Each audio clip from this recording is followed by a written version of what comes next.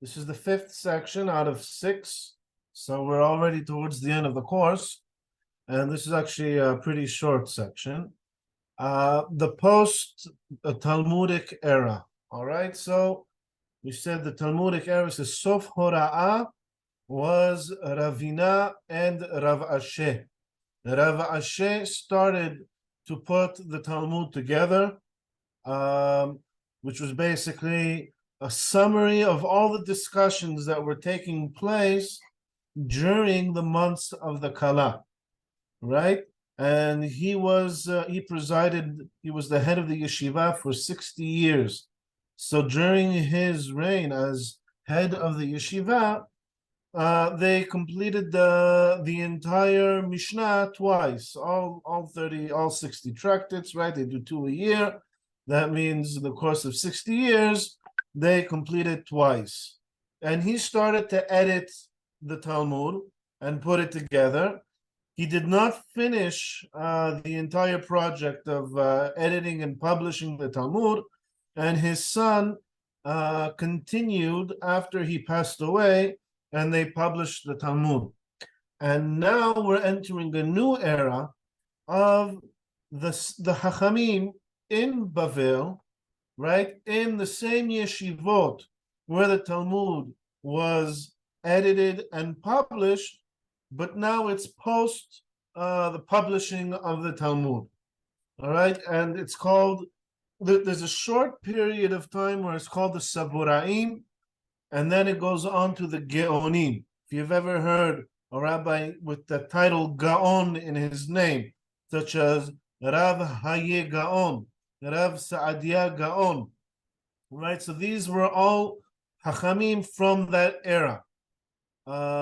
If they have the name Gaon before the names, such as HaGaon Mivilna, right? The Gaon from Vilna, that's a completely different era. That was just an honorary title where they refer to him as Gaon, but he was not part of these Geonim from Bavel mostly, and later on from North Africa and Spain. But we'll get into that later on. All right, so this era, right? After the court of Rav Ashi, meaning Rav Ashi's generation, Shahibera Talmud bine beno ugmaro, right? That he put the Talmud together, and in the days of his son, after he passed away, it was completed and finished and published. What happened? Nitpazru Israel bechol ha'arasot pizur yeter. Right after the Talmud was published, and this was the foresight that the Rav Ashi had, that he saw what was going to happen, similar to Rabbi Yehuda HaNasi in publishing the Mishnah. He said, okay, there's a time of relative peace, but this isn't going to last forever. After the Talmud was published, the Jewish people were further spread out throughout the entire world. If now they're concentrated mostly in the Middle East and maybe in certain parts of Europe, now they're going to be spread out much more throughout the world, right? Vehigiu liksavot velaiyim harechokim, right? And they spread out to all the edges of the earth, all the way down to Asia, down to Africa, all the way to the ends of Europe, and to all of the small and distant islands throughout the Mediterranean. And, eventually they spread out even more with the discovery of the New World, but that's already much later on. And also, the wars among the empires started to intensify even more, right? So Bavel is right now under the Persian Empire. Conquer the Persian Empire, and then the Persians conquer it back, and the Romans conquer it back, and there's these wars going on. Later on, hundreds of years later, there's wars between the Muslims and the Christians also keep changing the borders between the two different empires. Right? So now the pathways to travel are all messed up. Right? So all these wars, you have troops, Roman troops traveling the roads, you have Persian troops traveling the roads, and people can't travel anymore. And as a result, people cannot come to Bavel, to the yeshivot, and the Kala months, what has been going on now for generations, practically speaking, it can't really take place anymore of the same way it did up until now. Only local people are able to join in the Kala. V'nitma'e Talmud Torah, right? So as a result, Talmud Torah is going down. Less people are studying. Most people are fleeing. Most people are trying not to get caught up in the middle of these wars. ולא נתכנסו ישראל ללמוד בישיבותיהם אלפים ורבבות כמו שהיו מקודם. Right, and the Jewish people, they cannot gather in the same numbers in the yeshivot in Bavel, right? If it used to be tens of thousands of students used to come and gather in the yeshivot twice a year, this can't really take place anymore. And now all the people who come to the yeshivot to study and to take part in the Kala is much less amount of people who represent a much smaller portion of the entire nation who is spread out throughout the entire world. And so this is what represents the post-Talmudic era, even in Bavel. So the yeshivot in Bavel, they don't command the same authority as they did before the publication of the Talmud. Ubishnat mot Rabbi Tosfa'ah, right, in the year that Rabbi Tosfa'ah, one of the great rabbis in the times of the Geonim, passed away, Gazra Malchut Paras Shemadot Gedolot al Israel. So besides the wars that are taking place between the two competing empires, Persia, the Persian Empire, is also now intensifying the persecution of the Jewish people. Shekarav Edam Shel Parsim Pam Sheniya, right, towards this is when the Persians are being reconquered by the Romans, because they ruled twice. They ruled once, and then the Romans conquered them, and then they rose and conquered the Romans, right? And now the Romans are coming and conquering again, right? Because they each ruled twice in that area. Right,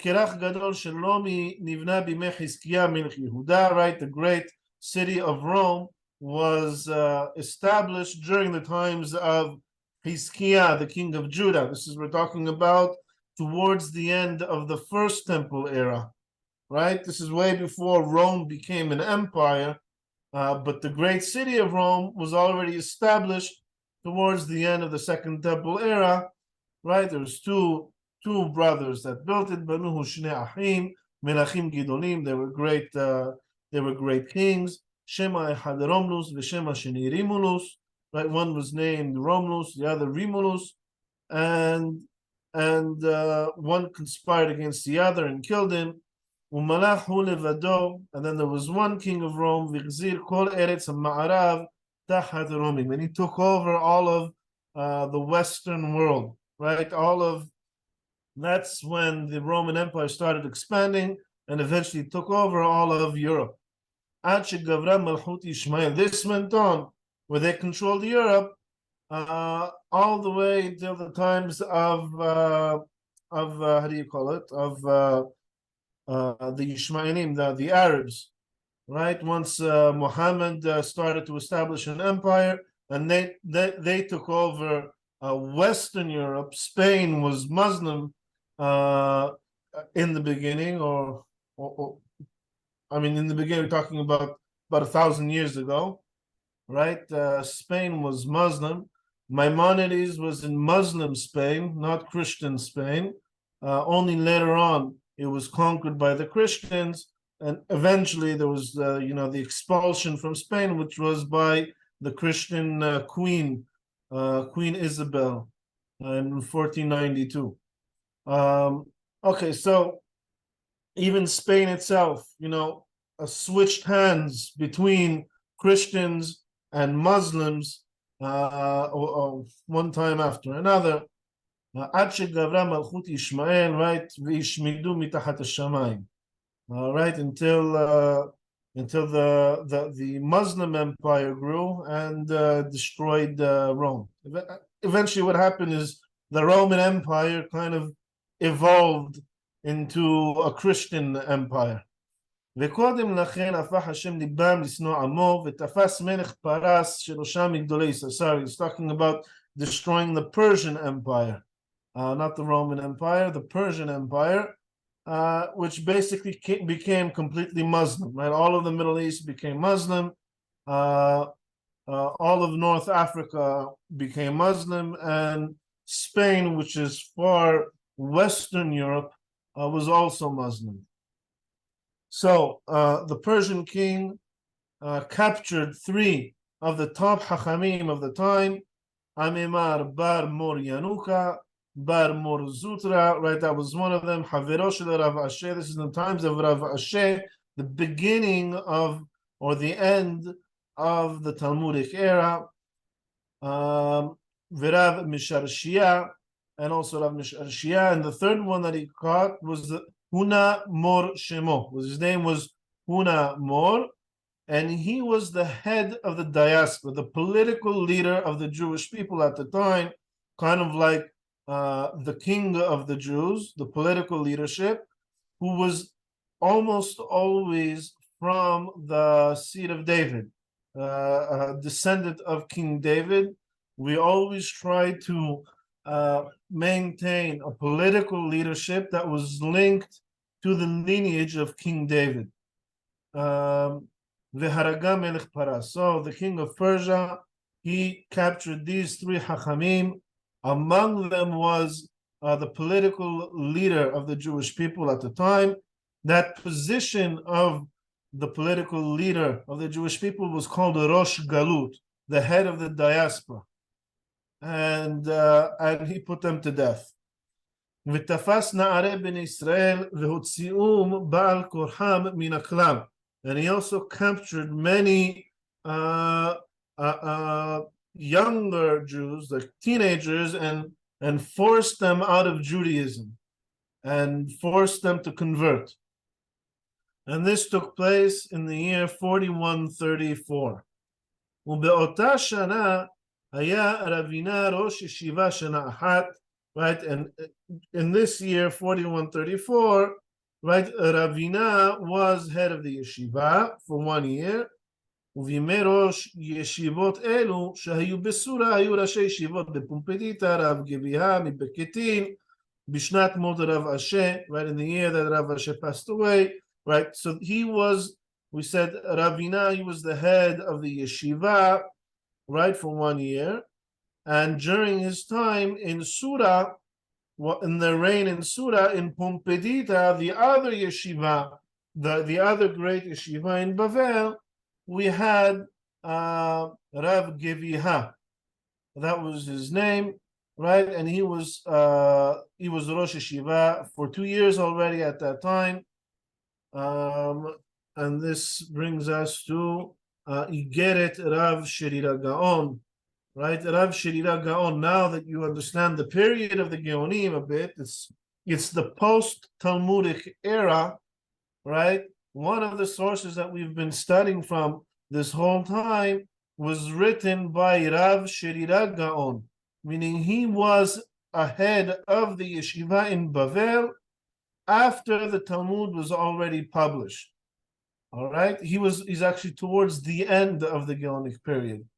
All right, so Rav Sherira Gaon, he says in this letter that he wrote to the Hachamim of Tunis, Rav Ashi veRavina sof hora'ah. All right, this we've already established. Rav Ashi and the Ravina, these are the end. This is the end of instruction. Instruction meaning those who have the authority to instruct and publish and legislate laws that'll spread out throughout the entire nation, right? And this is, they are the end of the Hachamim in the Talmud. This is the publication of the Talmud. After them, the Harechen, Afal pi shelo haya hora'ah, hayu mefarshe pirushim usevarot kerovot lehora'ah. Right, so even though there was no official instruction that is that needs to be accepted by everybody, what we had afterwards was a period of interpretations and commentaries. So Mefarshe Pirushim, all the Chachamim that came later, even though they were the heads of the yeshivot in Bavel, the capital of the Jewish people, or the continuation, the next generation of the capital of the Jewish people, that just one generation previously, all their decisions were mandatory and had to be accepted by everybody. From this point forward, everything they say is on the status of interpretation and commentary. They give commentary to the Talmud, and they also write. They write responses. People ask them questions, and they respond with their understanding of the Talmud. Right? Obviously, they still have a tradition of how to understand the Talmud, since they're studying from the publishers of the Talmud. So Mefarshe Pirushim, so they give commentary to the Talmud, Vusevarot, and they give rationalizations. Their interpretations is called Sevara. It says Kerovot lehora'ah. So hora'ah, we say, is instruction. The status of that is, what is hora'ah? It means it spreads out throughout the entire nation, and everyone needs to accept it. So it says sevarot, the interpretations that they give, it's not on the status of hora'ah, but it's close. It's the next best thing. So we have the highest level, which would be what's everybody needs to follow and accept, is the Mishnah. And after that, there's interpretations to the Mishnah and discussions on how to understand the Mishnah. And then all that gets put together and sealed and published in the Talmud. Up until that, everything that the Beit Din instructs, the court instructs, is obligates everybody, the entire nation. However, from this point forward, you don't have this institute anymore that has that same authority. However, you have the Chachamim that come later, and since they receive the tradition of the Talmud, which is binding on everybody, their interpretations, it's close to the authority of the Talmud. It's the next best thing. Vehem nikreu Rabbanan Savurae. Right? So these Hachamim that came right after the publication of the Talmud, and this goes on for a few generations, they are called Rabbanan, right? The Hachamim of the Sevara, basically. Rabbanan Savurae, right? So we have Sof Hora'ah, is Ravina and Rav Ashi, and the ones that come after are called Rabbanan Savurae, because their interpretations are the most authoritative interpretations or commentaries to the Talmud. If you have competing commentaries of Hachamim who are of the Savoraim and other Hachamim, we will prefer the commentaries and interpretations of the Savoraim over someone else, but we won't prefer their interpretation over the Talmud itself. Is that understood? All right, so these Hachamim right after the Talmud, they're called the Sevoraim. right? Which comes from the word sevara, which is their interpretation or commentary to the Talmud. וכל מה שהיה תלוי בספק פירשוהו, and everything in the Talmud that there was any doubt on or was ambiguous or wasn't clear, they tried to clarify. כגון רחומי ורב יוסף ורב אחי מבחתים. Right, it gives an example of three Hachamim who wrote on the Talmud, gave their commentaries to the Talmud in order to clarify things in the Talmud. וגם רוב עירו של רב ריבאי הייתה סביבות נהר דעה. Also, they were most of the city was around Nehar De'ah, one of the yeshivot, so they were also very close to the yeshivot in time and in geography.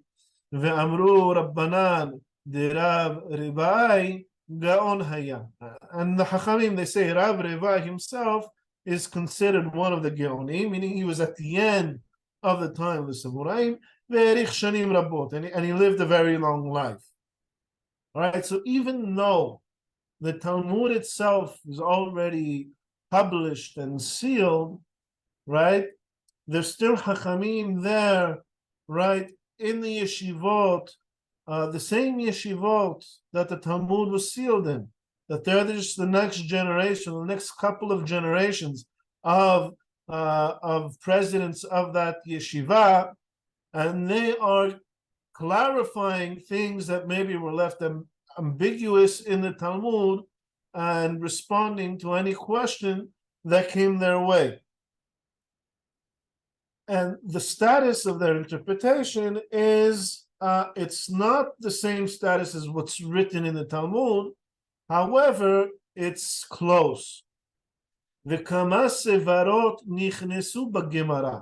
And some of their interpretations and commentaries were actually edited into the text of the Talmud later on. For instance, sometimes you'll read a sugya in the Talmud, you study a sugya in the Talmud, and it says, Hilcheta ke Rabbi Akiva. Let's say it says, the halacha is according to Rabbi Akiva, or Hilcheta ke Rav Ashi. And the Talmud itself says, halacha according to Rav Ashi. And these are later edits to the publication of the Talmud that were edited in by the Savoraim. All right, the Savoraim being Rabbanan Savoraim. Asherhem mehachamim acharonim. Right, so they were later Hachamim. After the publication of the Talmud, there were still some edits inserted into the Talmud itself by these Hachamim. And sometimes you'll even see them mentioned in the Talmud. These are Chachamim that lived post-publication of the Talmud, and there's still some references to them in the text of the Talmud itself, because it was later edited into the Talmud. All right, and we saw there were earlier Hachamim who are in the Talmud. They have a discussion, and then later on it says Menahani Mileh, and it says, where do we know this from? It says, and so on until he says this whole area, a passage in the Talmud from the words Menahani Mileh until the words, right, Ad Bekesef Minanan, until the words Bekesef Minanan, this whole section in the Talmud. He says you should know this whole section, right? All the discussion that takes place in that section, it all comes from the later Hachamim, post-publication of the Talmud. It was edited into the text of the Talmud by the Savoraim. All right? Kol ela kushiyot, all these challenges to a certain opinion, that teshuvot, and the response to that challenge, shetiritzu b'gemara. All right, all this tiritzum vichnesum rabbanan savurai acharonim. This was all edited later on and inserted into the text of the Talmud by these later Hachamim known as the Savoraim. right? And now we go back to Maimonides in his commentary to the Mishnah. He says, "V'ka'asher metu kol hachachamim aleim hashalom, shaharonim mehem Rabina v'Rav Ashi, ukvar nishnam Talmud." Right? He's talking about the area now, the era of post-Talmud, after all the hachamim of the Talmud passed away. The latest of them being Ravina and Rav Ashi, the publishers of the Talmud, and it was already completed and published. Right? Anybody who came afterwards, ein matrato el havanat divrehem shehiberu bilvad. Their entire purpose, right, all their commentary and all their instructions is all understanding and teaching or clarifying what was said in the Talmud itself. Alavin lehosif umimenu en ligroa.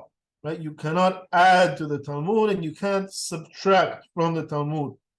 Even the words of the Savoraim that were edited into the Talmud, they come to clarify certain topics in the Talmud and not to displace rulings of the Talmud, only to clarify certain discussions in the Talmud. Nefichach, right, since everyone's intention after the Talmud is to clarify and explain the Talmud, therefore, Hiberu HaGeonim HaPirushim HaMerubim, right, all the Chachamim that came later who are called the Geonim. So, the Geonim and the Savoraim is kind of like one period. The first few, 2 or 3 generations of that period we call Savoraim, and the later ones we call the Geonim. But it's really one period. And the Rambam here doesn't really distinguish much between the Savoraim and the Geonim. He just names them all the Geonim. All right? So, since everyone's intention now is just to clarify the Talmud, everything they wrote, so they wrote many books, many responses to many questions, and many commentaries to the Talmud itself. Chiberu HaGeonim HaPerushim HaMerubim. And there's an entire library of books, of literature by the Geonim. It's called Otzar HaGeonim. We name all of it together as a whole. That whole literature we call the treasures of the Geonim, which is it's all commentary to the text of the Talmud itself.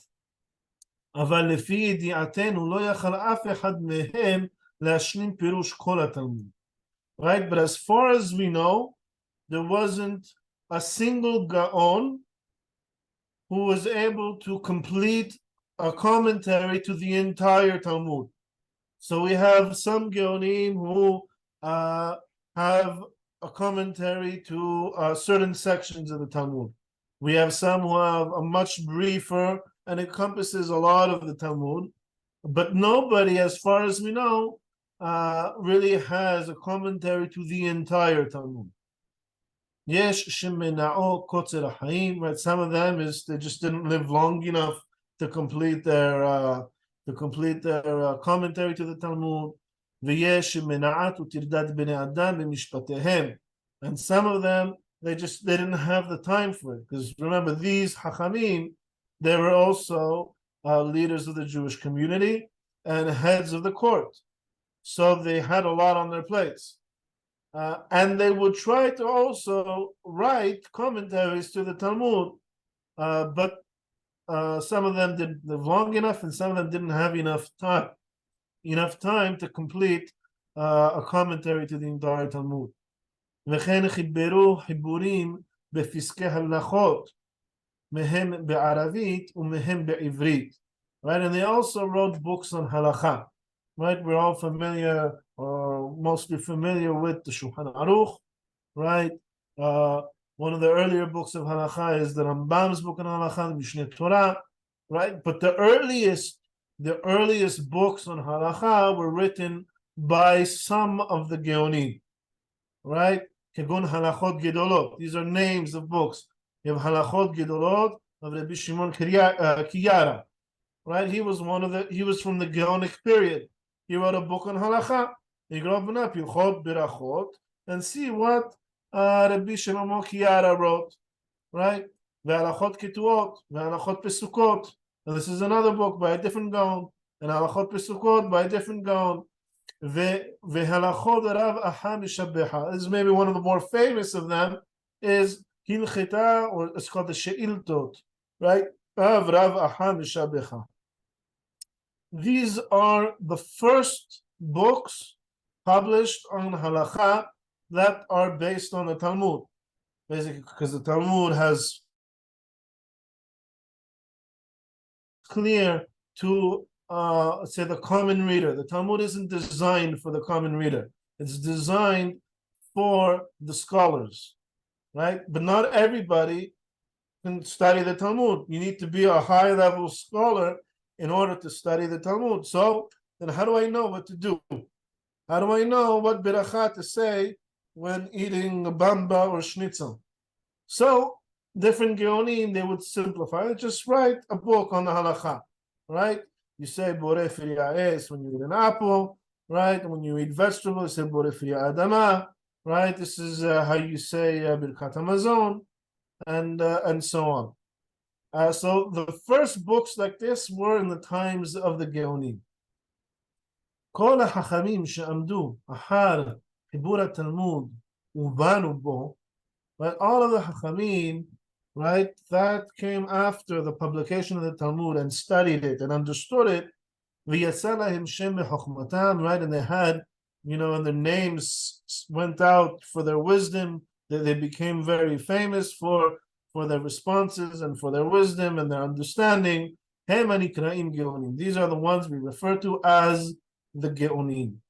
וכל אלו הגאונים, and all of these Geonim שעמדו בארץ ישראל, right, that were either in the land of Israel or בארץ Shinar, and most of them were really from Bavel, also known as Shinar, or Bisfarad, or Bisolfat, or in Spain, and also in France, right? We had some great Hachamim from France, and they all wrote commentaries to the Talmud. לימדו דרך התלמוד והוציאו לאור תעלומותיו וביארו ענייניו. Right? So they all taught the ways of the Talmud. They instructed in accordance with the Talmud. והוציאו לאור תעלומותיו, and all the mystery or the ambiguous and not clarified sugiyot in the Talmud, they would explain and clarify. וביארו ענייניו. Why? לפי שדרך עמוקת דרכו עד למאוד, right? The way of the Talmud is very deep, it's very complex, and it's very difficult. You need to be a high-level scholar in order to understand the Talmud. ועוד שהוא בלשון ארמי מעורב עם לשונות אחרות. It's written primarily in Aramaic. In the times of the Talmud, Aramaic was like English in the United States and England, right? Everybody spoke Aramaic, but later on, nobody spoke Aramaic anymore. All right, so it was written in Aramaic, and the language of the Talmud is also mixed in with other languages as well. There's many Greek words in the Talmud as well.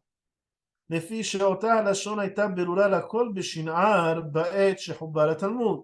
Says because Aramaic was the common language of everybody, and everyone knew it back in Bavel during the times that the Talmud was put together and published. אבל בשאר המקומות, and remember that's where most of the Jews were. אבל בשאר המקומות, but everywhere else in the world, וכן בשנער בימי הגאונים. Says, and even in Bavel, in the times of the later Hachamim, after the publication of the Talmud, right? אין אדם מכיר אותה לשון עד שמלמדים אותו, right? Nobody knows that language. Nobody speaks Aramaic anymore. Even in the times of the Geonim, who most of the Geonim lived during the Muslim Empire. They spoke Arabic mostly. You see, Rav Saadia Gaon, most of his books he wrote in Arabic. Maimonides wrote most of his writings, except for the Mishnah Torah, his book on Halacha. All his other writings he wrote in Arabic. That was the new language of the area. So nobody knows the language of the Talmud without learning it specifically to study Talmud. ושאלות רבות שואלים אנשי כל עיר ועיר לכל גאון שיהיה בימיהם. Right? And so every city would send many questions to the Hachamim in Bavel, to the Geonim, whatever Gaon is in the generation, in order to clarify or to clarify and to also give them instruction of how to behave. What is the halacha? Nifaresh lahem devarim kashim shebatalmud, in order to clarify difficult passages in the Talmud. There's many discussions. They get lost in the discussions. They don't understand the language. They need someone to ask. They send questions, letters to the Geonim and ask them, can you clarify this section of the Talmud? How do we behave? What is the conclusion? Right? And they respond to them in their great wisdom. All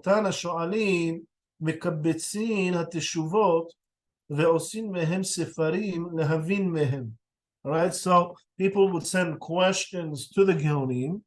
The Geonim would respond, send letters with their response back to those asking the questions, the askers.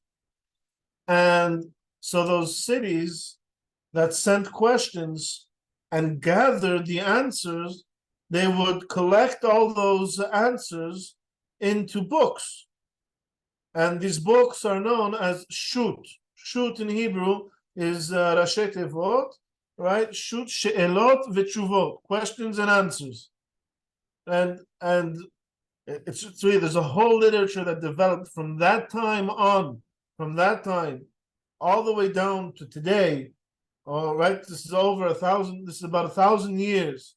1,000 years of gathering questions and answers that were sent back and forth to the Hachamim.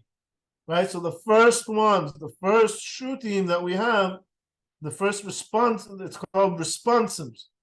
They were gathered by, or they were asked of the Geonim. So we have she'elot of Rav Shirira Gaon. In fact, everything that we're studying from Rav Shirira Gaon is one of his replies to a question that he received from the community in Kirwan, which is in Tunis, right, western North Africa. So they would ask questions, they would receive answers, and they would gather those answers into books. This way they can study the Talmud with the answers that they received, or the responses that they received from the Geonim. גם חיברו הגאונים שבכל דור ודור חיבורים לבאר התלמוד. All right, so that they had the responses of the Geonim to study from, and also the Geonim, they didn't always wait for a question, but they would write their own commentaries to the Talmud as well. מהם מי שפירש הלכות יחידות, right? So among them you have those who explain specific halachot or specific mishnayot in the Talmud, ומהם מי שפירש פרקים יחידים שנתקשו בימיו, right? And some of them, they would give commentary to certain chapters, entire chapters of the Talmud, which in his day people had difficulty understanding. So he would clarify it for them. But if they didn't ask, or there was no difficulty in a certain tractate, then maybe nobody bothered to write a commentary to it. ומהם מי שפירש מסכתות וסדרים. And some of them also wrote commentaries to entire tractates, like all of Masechet Berachot, all of Masechet Shabbat, or Zdarim, right? We said the Mishnah is divided into 6 Sedarim. Some of them actually wrote on an entire Seder, right? All of Nezikin he wrote. Baba Messiah, Baba Batra, he wrote a commentary to all of it. To summarize quickly, post-Talmudic era, we have the Chachamim, the first generation of the Chachamim are actually right there in the yeshivot of Bavel. All right, they're called Savuraim. So they don't have the same called legislative authority as the Talmud, and the Chachamim in the Talmud, which we called Hora'ah, instruction. They have Sevarot. Their Sevarot is their reasoning and interpretation to the Talmud. However, since they are, we'll say, they are the next generation of the Chachamim who wrote the Talmud, right? They received the tradition of how to understand the Talmud from the authors of the Talmud itself. So we consider their interpretations and commentaries to be on the highest level. So it's close to the level of instruction, but it's not the same, doesn't have the same legal authority. Okay? And some of those Chachamim also edited, or later Chachamim, let's say the next generation, or two generations later, they edited their commentaries and their clarifications into the text of the Talmud itself. So even the Talmud has some passages that were edited later on after the publication of the Talmud. And then all the Chachamim that came later, their primary objective is only to explain and interpret the Talmud, and all halacha that we have coming forward needs to be based on the Talmud. And now we have a whole new literature developing that's based on questions asked by the scholars, because the Talmud is very difficult to study. It's intended to be studied by scholars. It was written by scholars to be studied by scholars, but the people, they can't find, they don't know their left from their right in the Talmud. So they send questions to the scholars to explain the Talmud. And the scholars, they explain, and they respond, in letters to these different communities around the world. And they now start to collect all of their questions that they sent and the answers that they received back from the Geonim, and they put it together in books. And these books are called Questions and Answers of the Geonim. And some of the Geonim also write commentaries to certain sections of the Talmud. But as far as we can tell, none of the Geonim was able to complete an entire interpretation of his own, or commentary of his own, to the entire Talmud. So we have a lot of bits and pieces, but we have a lot of it. We have a whole library of books that are just questions and answers of the Geonim. But the authority of all these questions and answers, right? So we have the Talmud, which is instructive, meaning it obligates everybody. And then we have the Savuraim with their commentaries, since they're right there after the publication of the Talmud, right? Those are the most authoritative commentaries to the Talmud. And then we have the Geonim, their questions and answers, and the books that they wrote. They wrote books on halacha, which comes next, the next best thing we have after that. All right, I'm just going to skip this section for now, because I want to conclude with this section over here. V'chol beit din she'amad ahar haTalmud, right? Any court that there was after the publication of the Talmud, b'chol medina u'medina, in any country or in any state, v'gazar o hitkin o inhig livnei medinato, right? And they would legislate, right? Every court has the authority to legislate. Even let's say 100 years ago, right? The court of Meknes or the court of Poland or the court of whatever, they would issue a new custom or they would legislate a new law, as long as it doesn't conflict with the Talmud. Or livnei medinot, or even maybe their jurisdiction covers a few cities. לא פשטו מעשיו בכל ישראל מפני רוחק מושבותיהם. Right? Their decrees did not spread out throughout the entire Jewish nation because everybody is far. They're spread out throughout the entire world. Veshibush haderachim, right? And there's no pathways to go from any place to any place in the world anymore.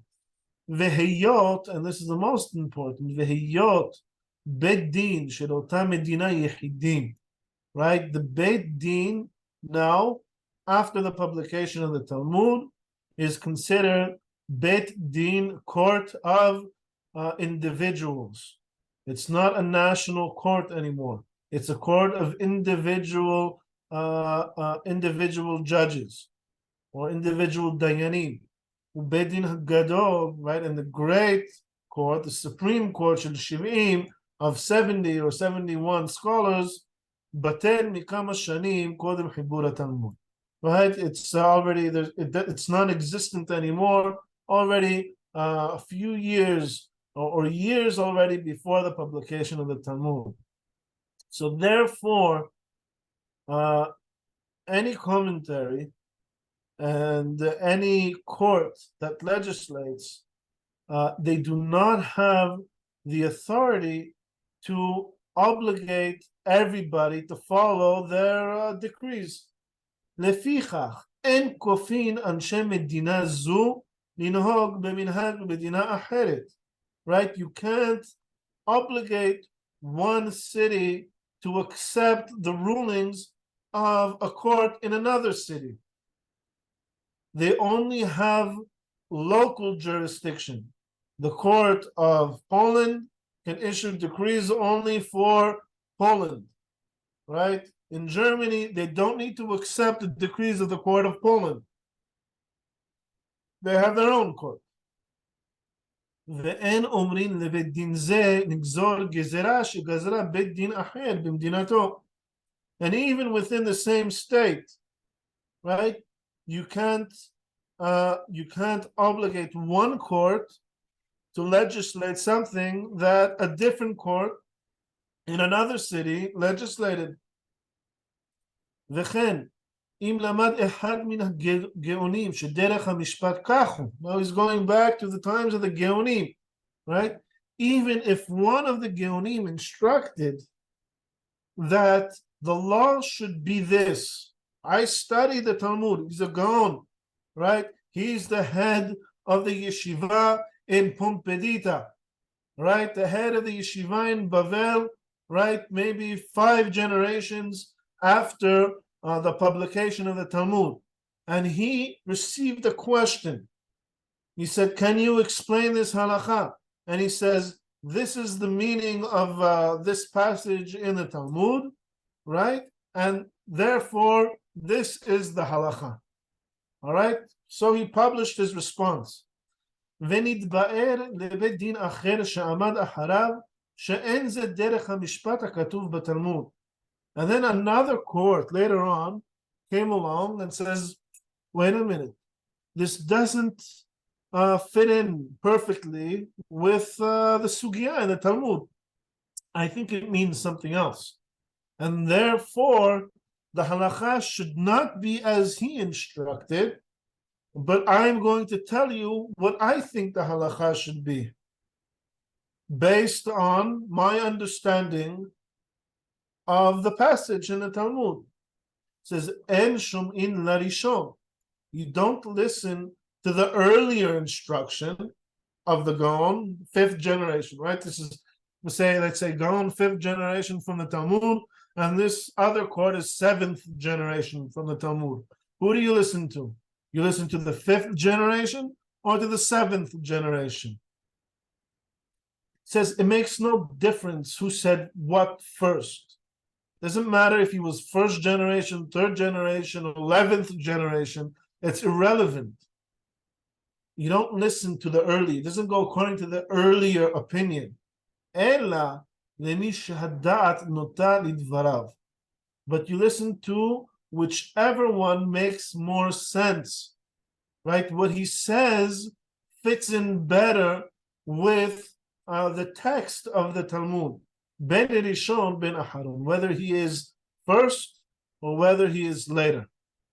Theoretically, the Rambam is telling you, theoretically, if somebody today could prove his understanding of the Talmud better than Rabbi Saadia Gaon, theoretically, we would follow the instruction of that person today, because he was able to convince us that his reasoning and understanding of the Talmud was fits in better with the text of the Talmud than that of Rabbi Saadia Gaon.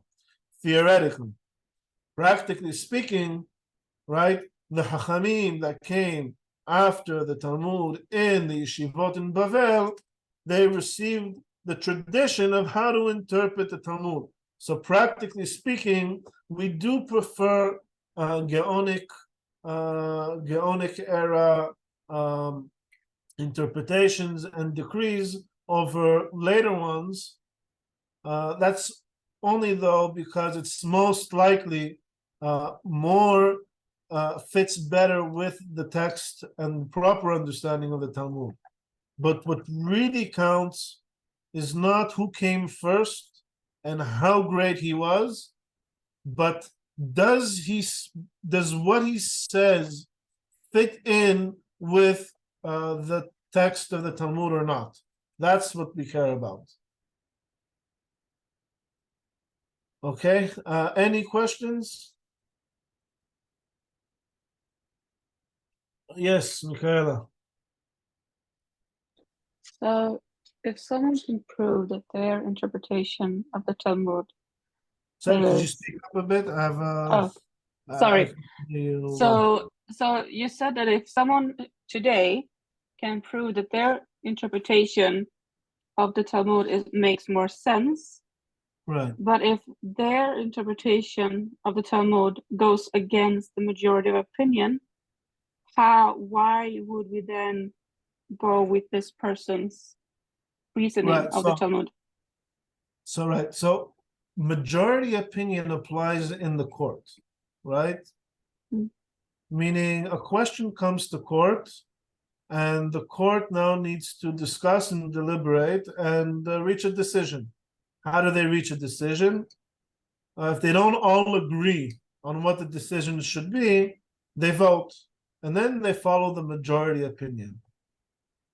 Once there's no more court, there is no more majority opinion. The last authoritative court, which represented the majority opinion, was the Talmud. So what we're saying is the Talmud is the majority opinion.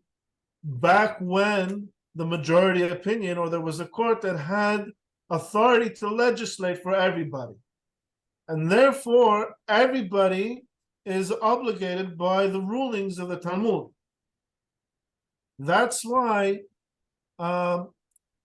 you could take a question, to a vote, and I say that, I don't know, when you leave the house, you turn left. And 10 people say, no, when you leave the house, you have to turn right. Or, I don't know, there's a law that says, when you put on your shoes, I don't remember, is it put on your left shoe first, you put on your right shoe first, and then the other one? Right shoe first, then left shoe, and then you tie the right shoe, and then you tie the left shoe. So there's a majority opinion. They say, first you put on the right shoe, and then you put on the left. And then I'll come along and say, it's not mentioned. This law isn't mentioned in the Talmud. And 100 people will come and say, no, you have to do this. And I'll say, I'm sorry, it's not in the Talmud. It doesn't obligate me. I'm going to put on whichever shoe I feel fit to put on first. I'm a lefty. It's easier for me to put on my left shoe first.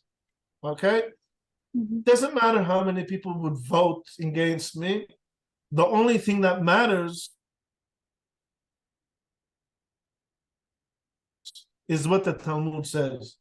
And if you can prove to me 100 people approve to me first, or my right shoe first, then I'll follow that decision. Otherwise, I'm not obligated to.